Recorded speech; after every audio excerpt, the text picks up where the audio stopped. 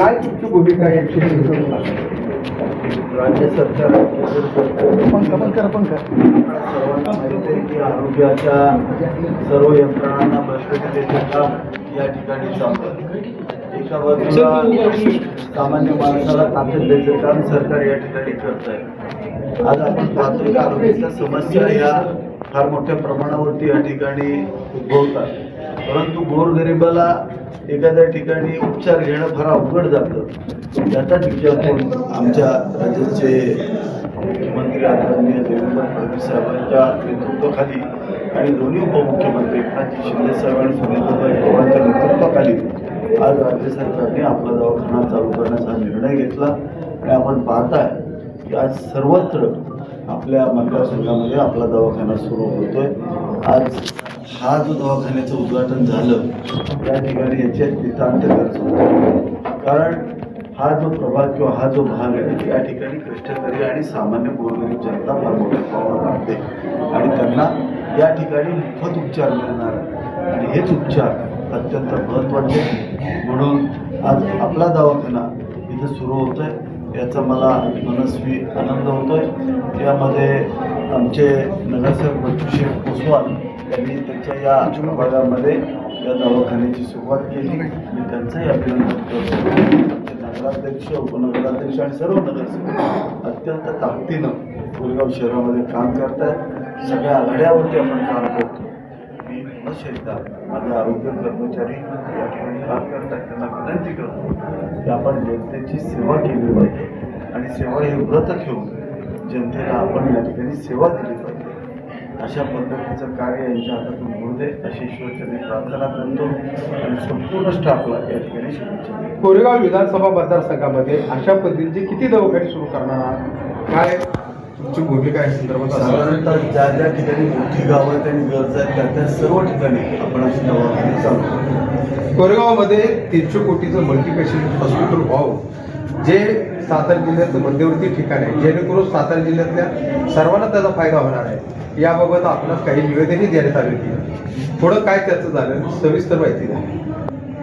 सध्या आपल्याकडे उपजिल्हा रुग्णालय आहे, त्याच्या शेजारची जागा ही रिकामी आहे. अर्धा एकर जागा त्या ठिकाणी आपल्याला उपलब्ध आहे. अशा ठिकाणी मल्टीस्पेशालिटी हॉस्पिटल पण व्हावं आणि त्याच्याबरोबर ट्रॉमा सेंटर व्हावं असा प्रस्ताव मागवायची मी जिल्हा नियोजन समितीमध्ये मांडला आणि जरा पालकमंत्र्यांनी तात्काळ मान्यताही दिली.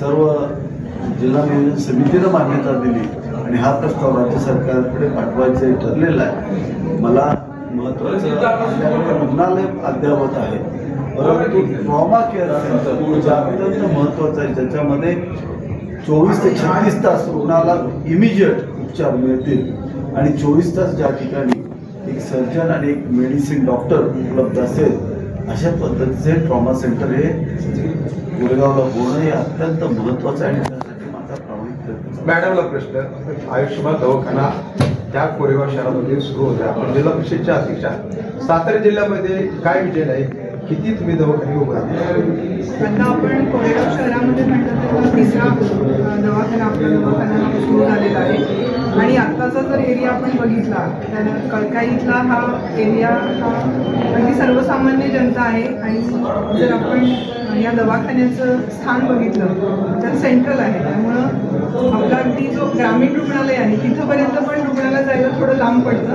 अगदी योग्य ठिकाणी हा दवाखाना सुरू झाला आहे आणि सर्वसामान्य गोरगरीब जनतेची अत्यंत चांगली सेवा या दवाखान्याच्या मार्फत होईल. आणि मोठ्या शहरांमध्ये जिल्हा परिषद हे प्राथमिक आरोग्य केंद्र आणि ग्रामीण भाग याची संकल्पना असतं, तर तिथं आपण प्राथमिक आरोग्य केंद्र जी आहेत चालू स्थितीमध्ये तीच कशी चांगल्या पद्धतीनं चालतील, तिथं कशी आरोग्य सेवा चांगल्या पद्धतीनं देता येईल यावर आपलं कॉन्सन्ट्रेशन आता आहे. कोरेगाव नगरपंचायत आपण स्मार्ट सिटी करत आहात, परंतु कोरेगावला जे जुनीपेठ ते सुभाषनगर एरियापर्यंत जो रस्ता आहे तो त्या ठिकाणी त्या ब्रिजला मोठा खड्डा पडलेला आहे. अनेक शाळकरी मुलं त्या ठिकाणी ये जा फिरत आहेत आणि त्या ठिकाणी अपघात होण्याची मोठी शक्यता आहे. त्या ठिकाणी काही झाडाच्या फांद्या लावून ग्रामस्थांनी एक फोन तयार केलेले आहे, तर त्या अनुषंगाने आपण काही नगरपंचायतला आदेश काय देऊ शकतो? सदरचा रस्ता हा मंजूर रस्ता आहे. याचं काम आता आपण पाहिलं असेल की पाठीमागचा बऱ्यापैकी पोर्शन आपण पूर्ण केला आहे. मॉडर्न स्कूलपासून ते अगदी खालीपर्यंतचा रस्ता आपण पूर्ण केला आहे. मधला पॅच राहिला आहे तोही मंजूर आहे. तर त्याचंही काम आपल्या मध्ये थोडं रस्ता आहे तिथे अतिक्रमणं होती व त्या ठिकाणी असणारी जी घरं होती त्यांनी थोडा विरोध केल्यामुळे ते काम रखडलं होतं. परंतु आता सगळ्यांना समजावून सांगून आपण गोसाई वस्तीच्या पण खालच्या बाजूला आलेलो आहे, त्यामुळे लवकरात लवकर तरीही काम या ठिकाणी पूर्ण होईल. आपल्याकडे सगळीच कामं इथं मंजूर आहे, त्यामुळे काळजी करायचं कारण आहे. भरपूर निधी उपलब्ध आहे, परंतु आपल्याला विकास करत असताना लोकांच्या घरांना सुद्धा धक्का लागला नाही पाहिजे, लोकांना पण त्रास झाला नाही पाहिजे याचाही विचार करावा लागतोय आणि त्यामुळं याला थोडा उशीर होतोय. पण पावसाळ्यानंतर निश्चित ते पाईपलाच खड्डा पडलेला आहे, तिथं एखादी लहान मुलं जर पडलं तर एखाद्याचा पाय मोडू शकतो. आजच त्या ठिकाणी नगराध्यक्ष आणि उपनगराध्यक्ष पाणी करून नगरसेवक पाणी करून ते पूर्ण करतील. धन्यवाद.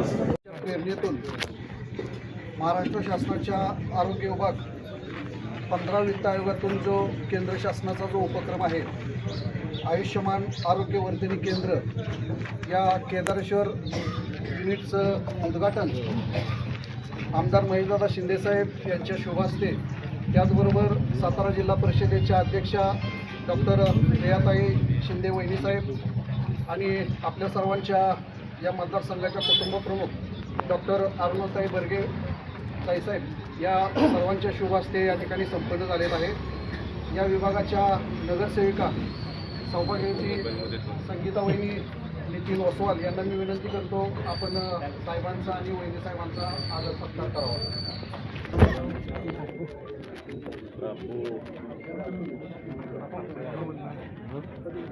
इकडे बघा, इकडे बाबू साळुंके बापू इकडे बघा.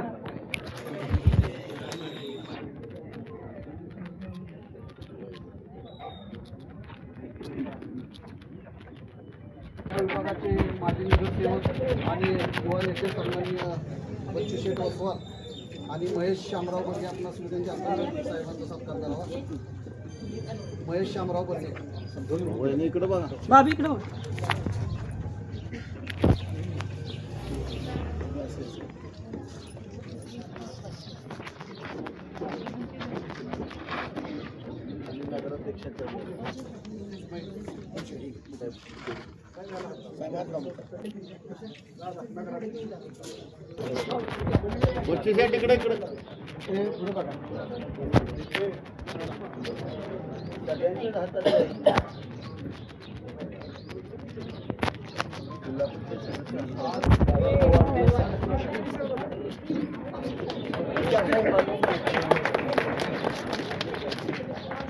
या नगरीच्या विरोधाप्पा पवार यांचा सन्मान हातला इकडे बघा. महेश शामराव अरे किरण दादाचा जे फक्त ह्याच्या घ्या आणि ह्याच्या हस्ते किरण दादाचं घ्या ते या प्रमाणात माजी जिल्हा परिषद